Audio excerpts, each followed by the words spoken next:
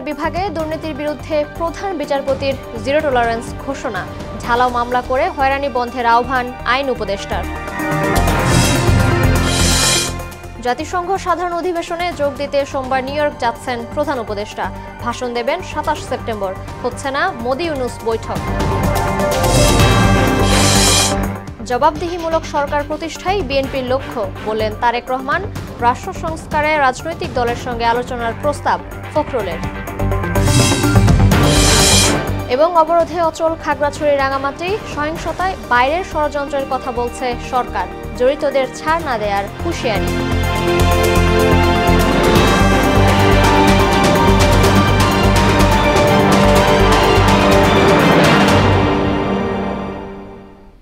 আসসালামু আলাইকুম, সবাইকে মোহনা সংবাদে স্বাগত।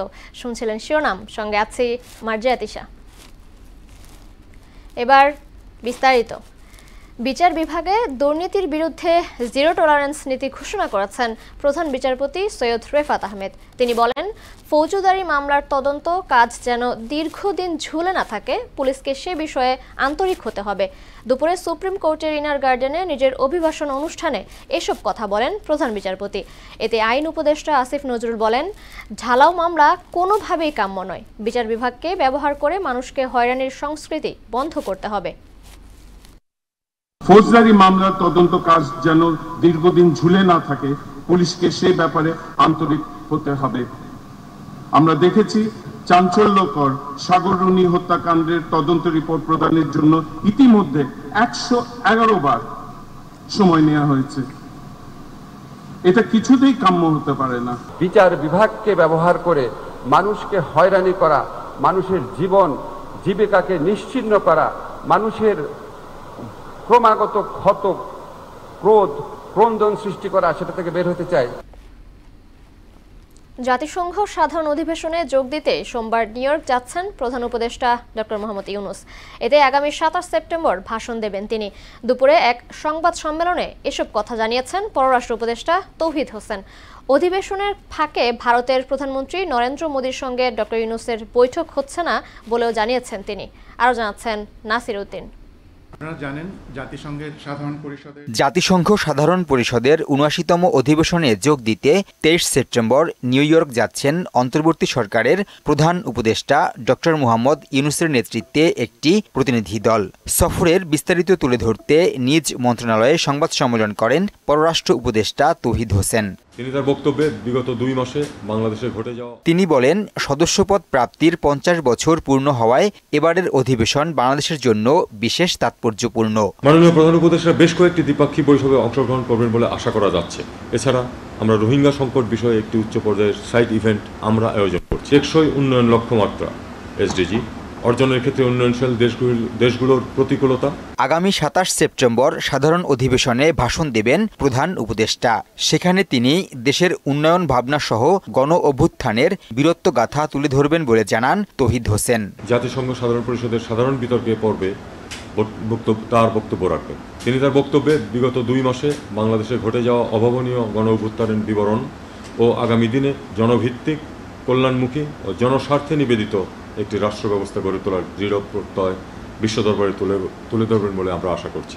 ভারত বাংলাদেশ সম্পর্কে এক ধরনের টানাপোড়েন চলছে স্বীকার করে নিউ ইয়র্কে দুদেশের বৈঠক প্রসঙ্গে কথা বলেন পররাষ্ট্র উপদেষ্টা। জনাব মোদী একটু আগে চলে আসছেন, আর আমাদের চিফ অ্যাডভাইজার একটু দেরিতে যাচ্ছেন, কাজেই তাদের ওখানে দেখা হওয়ার সম্ভাবনা নেই বলেই মনে হচ্ছে। পারস্পরিক শ্রদ্ধার ভিত্তিতে ভারত বাংলাদেশের সম্পর্ক এগিয়ে নেওয়া সম্ভব বলেও জানান তিনি। দ্বিপাক্ষিক সভা হবে, এটাই এখন পর্যন্ত। নাসির উদ্দিন, মোহনা সংবাদ, ঢাকা। সাক্ষাৎ হবে। দখল হওয়া নদী পুনরুদ্ধারে আইনের কঠোর প্রয়োগের কথা জানিয়েছেন পরিবেশ, বন ও জলবায়ু পরিবর্তন বিষয়ক উপদেষ্টা সৈয়দা রিজওয়ানা হাসান। দুপুরে বাংলাদেশ পর্যটন কর্পোরেশনে আয়োজিত বিশ্ব নদী দিবসের আলোচনায় তিনি বলেন, নদীকে দূষণমুক্ত করতে ব্যয় সাশ্রয়ী পরিকল্পনা প্রণয়ন করা হবে। এই কার্যক্রমে জনগণের সহযোগিতা চেয়েছেন তিনি। ডিসেম্বরের মধ্যে পলিথিন ও প্লাস্টিকের বিরুদ্ধে অভিযান শুরু হবে বলেও জানিয়েছেন উপদেষ্টা। আমরা কিন্তু সচিবালয়কে আগামী 1 ডিসেম্বর থেকে সিঙ্গেল ইউজ প্লাস্টিক এবং পলিথিন মুক্ত ঘোষণা করার একটা উদ্যোগ নিয়েছি। যখন নদী থেকে তো বালু তোলেই নদীর পাড় কেটে কেটে পর্যন্ত নিয়ে যায়। কঠিনভাবে আইন যদি প্রয়োগ করি তখন আমাদের পাশে থাকবেন, কারণ কঠিনভাবে আইন প্রয়োগ না করে এই দুর্বৃত্তায়নকে কোনোভাবেই ভাঙা আমাদের পক্ষে সম্ভব হবে না। জবাবদিহিমূলক সরকার প্রতিষ্ঠাই বিএনপির লক্ষ্য বলে জানিয়েছেন দলটির ভারপ্রাপ্ত চেয়ারম্যান তারেক রহমান। বলেন, মানুষের ভোটের অধিকার নিশ্চিত ও মৌলিক অধিকার প্রতিষ্ঠা করতে হবে। বিকেলে এনায়েতপুর ইসলামিয়া উচ্চ বিদ্যালয় মাঠে বৈষম্য বিরোধী ছাত্র গণ আন্দোলনে শহীদদের স্মরণে আয়োজিত সভায় ভার্চুয়ালি যুক্ত হয়ে এসব কথা বলেন তারেক রহমান। এ সময় নেতাকর্মীদের ঐক্যবদ্ধ হয়ে জনগণের পাশে থাকার আহ্বান জানান তিনি। যেই মানুষগুলোর আত্মত্যাগের বিনিময় আজ দেশকে আমরা স্বৈরাচার মুক্ত করতে পেরেছি, এই মানুষগুলোর আত্মত্যাগ সেদিনই সফল হবে যেদিন আমরা মানুষের ভোটের অধিকারকে পুনঃপ্রতিষ্ঠিত করতে পারবো। বেকার সমস্যার সমাধান করতে হবে, ফসলের উৎপাদন দ্বিগুণ করতে হবে, বাংলাদেশে ছোট ছোট বলেন মাঝারি বলেন শিল্প স্থাপন করতে হবে, যাতে এই দেশের অর্থনৈতিক বুনিয়াদ আমরা শক্তিশালী করে গড়ে তুলতে পারি। সকল অঙ্গ সহযোগী সংগঠনের নেতাকর্মীর কাছে আহ্বান রেখে বলতে চাই, আপনারা ভবিষ্যতে এই দেশকে সামনের দিকে এগিয়ে নিয়ে যাবেন। মানুষের প্রত্যাশা পূরণে রাষ্ট্র সংস্কারের বিষয়ে রাজনৈতিক দলগুলোর সঙ্গে আলোচনা করতে অন্তর্বর্তী সরকারের প্রতি আহ্বান জানিয়েছেন বিএনপি মহাসচিব মির্জা ফখরুল ইসলাম আলমগীর। গুলশানে দলীয় চেয়ারপারসনের রাজনৈতিক কার্যালয়ে সাংবাদিকদের সঙ্গে আলাপে তিনি এও বলেন, নির্বাচন বিলম্বিত হলে হুমকিতে পড়বে গণতন্ত্র। আরও জানাচ্ছেন হুমায়ুন কবির। গুলশানে বিএনপি চেয়ারপারসনের রাজনৈতিক কার্যালয়ে সমসাময়িক বিষয়ে সাংবাদিকদের সাথে মতবিনিময় করেন দলের মহাসচিব মির্জা ফখরুল ইসলাম আলমগীর। আওয়ামী লীগের দোসররা এখনো প্রশাসনে রয়ে গেছে অভিযোগ করে তাদের অপসারণের দাবি জানান তিনি। ফ্যাসিবাদী সরকারের যারা মূল দায়িত্বে ছিলেন তারা তো ওই দায়িত্বে রয়ে গেছেন। রাষ্ট্র সংস্কারের বিষয়ে জনগণের মতামতকে প্রাধান্য দিতে অন্তর্বর্তী সরকারের প্রতি আহ্বান জানান মির্জা ফখরুল। সংস্কার তো করবেন মানুষের, দেশের প্রতিষ্ঠানগুলো, তাই না? তো সেই প্রতিষ্ঠানগুলোকে মানুষ কিভাবে দেখতে চায় সেইগুলোর জন্য তো আপনার উচিত ছিল, আমি এটা মনে করি, যে আগে রাজনীতিবিদদের সঙ্গে কথা বলা, তাদের কাছ থেকে প্রস্তাব চাওয়া। পিপলস পার্টিসিপেশন যেটা, সেটা যদি না থাকে কোনো সংস্কারই আপনার সাস্টেইনেবল হবে না। পার্বত্য চট্টগ্রামে অসন্তোষ নিয়েও কথা বলেন বিএনপি মহাসচিব। পার্বত্য চট্টগ্রামের ঘটনাটাকে আমি কোনো বিচ্ছিন্ন ঘটনা মনে করি না, এর সঙ্গে অনেক কিছু জড়িত আছে। আপনার এই সুযোগ একটা নেওয়া, শূন্যতার সুযোগ নেওয়া, অন্যদিকে আপনার জিও পলিটিক্সের যে পরিবর্তন এবং যে ঘটনাগুলো ঘটছে মিয়ানমারকে কেন্দ্র করে এবং আশেপাশের এলাকাগুলোকে, ওইদিকে আপনার ভারতবর্ষে মণিপুরের যে বিদ্রোহ, সবগুলোকে যদি আপনি আনেন জিও পলিটিক্সের এই ঘটনাগুলোকে, তাহলে কিন্তু ভেরি সিগনিফিকেন্ট। এক প্রশ্নের জবাবে মির্জা ফখরুল জানান, বেগম খালেদা জিয়া বাসায় ফিরলেও তেমন সুস্থ নন। বেগম জিয়া খুব সুস্থ না, উনি তো আপনার গতকাল ওনার একটু টেম্পারেচার ছিল, তো ওনাকে ডাক্তাররা এখন পর্যন্ত উনি ফিট টু ফ্লাই এটা মনে করছেন না। হুমায়ুন কবির, মোহনা সংবাদ, ঢাকা। ডেঙ্গুক্রান্ত হয়ে আরও একজনের মৃত্যু হয়েছে। নতুন রোগী শনাক্ত 843 জন। এক বিজ্ঞপ্তিতে এ তথ্য জানিয়েছে স্বাস্থ্য অধিদপ্তর। চলতি মাসে ডেঙ্গুতে আক্রান্ত হয়ে 42 জনের মৃত্যু হয়েছে। 24 ঘন্টায় ঢাকা বিভাগে 501 জন, চট্টগ্রামে 193 জন, রাজশাহীতে 21 জন, খুলনায় 48 জন, বরিশালে 71 জন ও ময়মনসিংহের 9 জন ডেঙ্গুতে আক্রান্ত হন।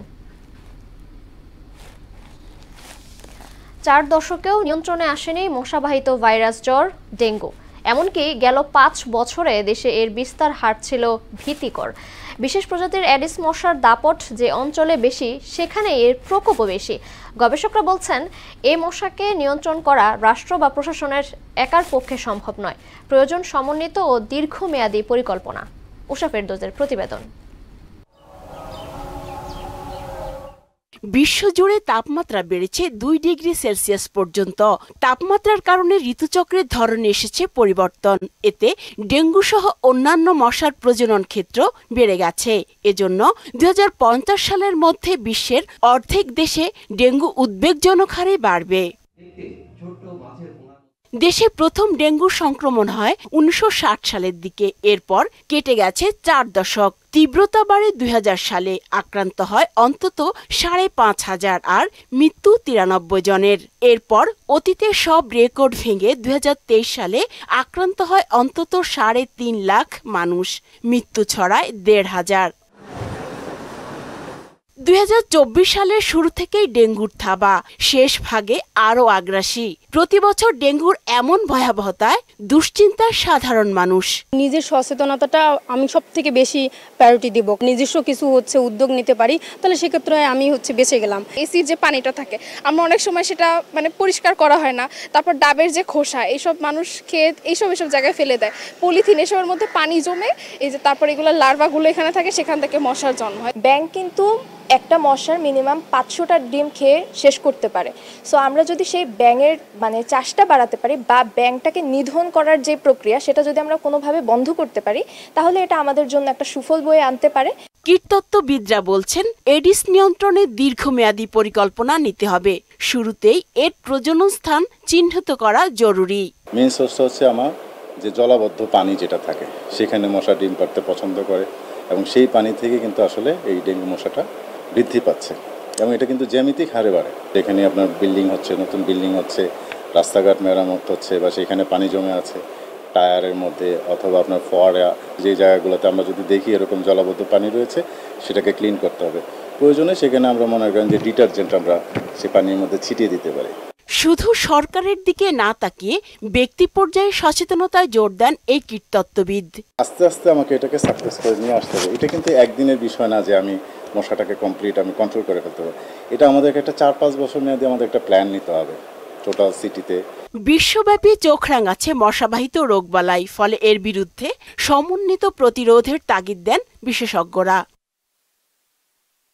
উষা ফিরদৌস, মোহনা সংবাদ, ঢাকা। পার্বত্য জেলায় আইন শৃঙ্খলা পরিস্থিতি অবনতির চেষ্টা করলে কাউকে ছাড় না দেওয়ার ঘোষণা দিয়েছেন স্বরাষ্ট্র উপদেষ্টা জাহাঙ্গীর আলম চৌধুরী। আর সাম্প্রতিক সহিংসতায় বাইরের ষড়যন্ত্র আছে বলে জানিয়েছেন এলজিআরডি উপদেষ্টা এএফ হাসান আরিফ। দুপুরে রাঙামাটিতে আইন শৃঙ্খলা বাহিনীর বিশেষ সভা শেষে এসব কথা বলেন তারা। বিস্তারিত জানাচ্ছেন আফরিন পপি।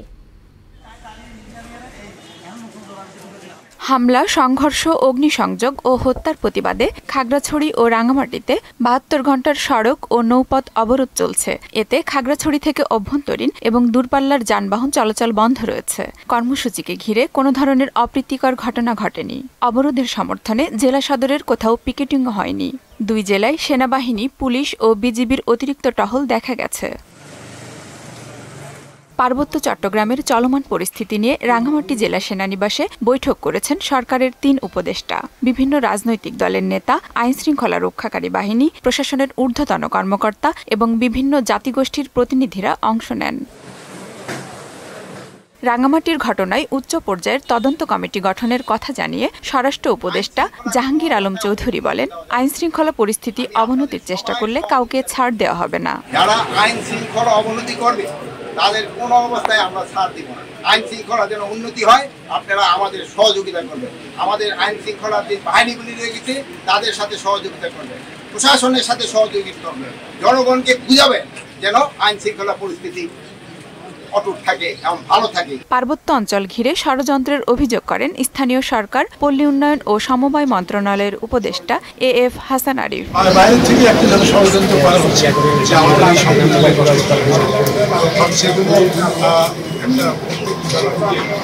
হচ্ছে যে কমিশন বা একটা কমিটির মাধ্যমে সেখানে সুষম ব্যবস্থা করা প্রকৃত দোষী তাদের আইনের আওতায় তাদেরকে নিয়ে আসা। সংঘর্ষের পর প্রশাসনের পক্ষ থেকে 144 ধারা জারি রয়েছে রাঙামাটিতে। আফরিন পপি, মোহনা সংবাদ। পার্বত্য এলাকার কোথাও সরকারিভাবে ইন্টারনেট সংযোগ বন্ধ করা হয়নি বলে জানিয়েছেন ডাক, টেলিযোগাযোগ এবং তথ্য ও সম্প্রচার উপদেষ্টা নাহিদ ইসলাম। সকালে ফেনী ছাগলনাইয়ার আন্ধারমানিক এলাকায় বন্যা পরবর্তী ক্ষয়ক্ষতি পরিদর্শনে গিয়ে কথা বলেন তিনি। দেশকে অশান্ত করার জন্য চেষ্টা চলছে উল্লেখ করে নাহিদ ইসলাম বলেন, পার্বত্য চট্টগ্রামের সমস্যা অভ্যন্তরীণভাবে সমাধান করা হবে। পার্বত্য চট্টগ্রাম বা কোথাও সরকারিভাবে ইন্টারনেট বন্ধ করা হয়নি এবং বন্ধ করার প্রশ্নই আসে না। সেখানে বিচ্ছিন্নভাবে কয়েকটা জায়গায় কিছু সমস্যা হয়েছিল, সাময়িকভাবে কিছু জায়গায় কিছু বন্ধ ছিল এবং সেটাকে খুবই ফুলিয়ে ফেপে বলা হচ্ছে যে ইন্টারনেট বন্ধ হয়েছিল। পার্বত্য চট্টগ্রামে তো একটা দীর্ঘ সমস্যা বাংলাদেশে আছে সেখানে। তো এই সমস্যাটি আমাদের নিজেদের অভ্যন্তরীণভাবে সেটা সমাধান করতে হবে।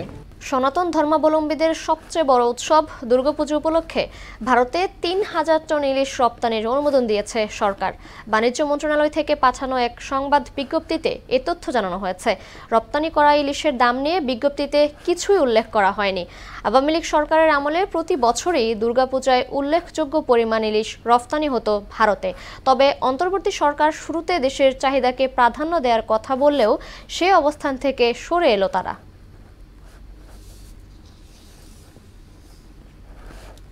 মৌসুমের শেষ ভাগে এসেও নাগালে নেই ইলিশের দাম। ক্রেতার প্রশ্ন, ভারতের দীর্ঘদিন রপ্তানি বন্ধ থাকার পরও কেন এমন পরিস্থিতি? বিক্রেতার অজুহাত, জেলের জালে তেমন মাছ পড়ছে না। যদিও গবেষকরা বলছেন ভিন্ন কথা। সিন্ডিকেট ভাঙতে পারলেই কমে আসবে ইলিশের দাম। আরও জানাচ্ছেন উষা ফেরদৌস। জিআই পণ্য হিসেবে ২০১৭ সালে স্বীকৃতি পায় ইলিশ। টানা ৫ বছর ধরে ভারতে ইলিশ রপ্তানি করে আসছে বাংলাদেশ। যদিও ২০১২ থেকে ২০১৮ সাল পর্যন্ত রপ্তানি বন্ধ ছিল। ২০১৯ থেকে ভারতে আবার ইলিশ রপ্তানি চালু হয়। কিন্তু এবছর রপ্তানি না থাকার পরও কেন বাজারে দাম ক্রেতার নাগালে আসছে না, প্রশ্ন সাধারণ ক্রেতার। আমরা প্রত্যাশা করেছিলাম যে ইন্ডিয়া না পাঠানোর কারণে দাম হয়তো অনেক কম হবে, সবার নাগালেই থাকবে, বাট ওই রকম কিছু না। এগুলো পাচার হইতেছে কিনা ইন্ডিয়াতে, এটা তো আর আমরা সঠিক বলতে পারতেছি না। আমরা যারা মধ্যবিত্ত আছি তারা কিন্তু আমরা ইলিশের ধারের কাছেও যাইতে পারতেছি না। দেখেন আজকে জাটকা যেগুলো, সেগুলো 700 থেকে 750 টাকা কেজি যাচ্ছে। ইলিশ 2200 টাকা করে কেজি, এটা 1600, 1700, 1500 টাকা হলেও একটা ছিল। 1700 টাকা কেজি, 3টে মাছ 5100 টাকা। তবে দামি মাছটির দাম না কমার কারণ হিসেবে বিক্রেতারা বলছেন যোগানের ঘাটতির কথা। ইলিশ মাছের আমদানি খুব কম, নদীতে এই বলে মাছ নাই। বর্তমান সরকার আসার পর তো এখন তো ইন্ডিয়া সাপ্লাই হইতেছে না, এখন মাছ কোথায় গেছে? কিছু লোক বলতেছে যে নদীতে মাছ কম। জেলেদের জালে ধরা পড়া ইলিশ 3 থেকে 5 হাত ঘুরে ক্রেতার কাছে আসে বলে জানান বিক্রেতারা। জেলেদের কাছ থেকে আসে হলো মুকামে আড়তের কাছে, আড়তদার টাকায় পৌঁছায় আবার আড়তদার কাছে, তারপরে আমরা পাই কেজিতে 200-250 বেশি গত বছর থেকে। দাদন দাতাদের কাছে মাছ বিক্রি করতে বাধ্য হয় জেলেরা।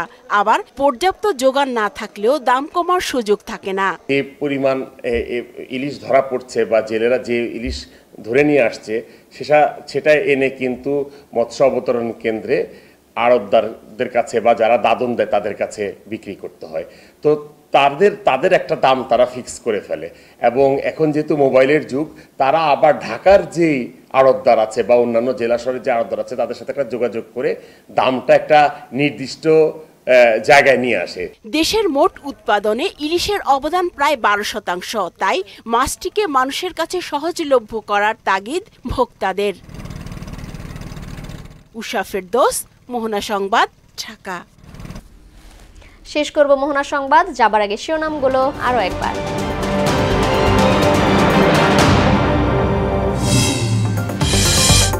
বিচার বিভাগে দুর্নীতির বিরুদ্ধে প্রধান বিচারপতির জিরো টলারেন্স ঘোষণা, ঢালাও মামলা করে হয়রানি বন্ধের আহ্বান আইন উপদেষ্টার। জাতিসংঘ সাধারণ অধিবেশনে যোগ দিতে সোমবার নিউ ইয়র্ক যাচ্ছেন প্রধান উপদেষ্টা। ভাষণ দেবেন 27 সেপ্টেম্বর। হচ্ছে না মোদি-ইউনূস বৈঠক।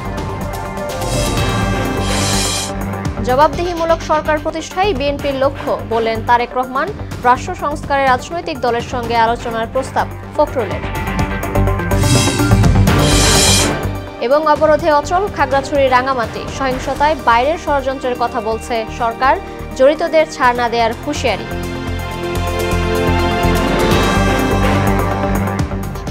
এই ছিল মোহনা সংবাদে। পরবর্তী সংবাদ রাত 12টায়। মোহনার সবশেষ খবর জানতে ভিজিট করুন www.mohana.tv। সংবাদ দেখতে পারেন ফেসবুক ও ইউটিউবেও। এতক্ষণ সঙ্গে থাকার জন্য ধন্যবাদ সবাইকে।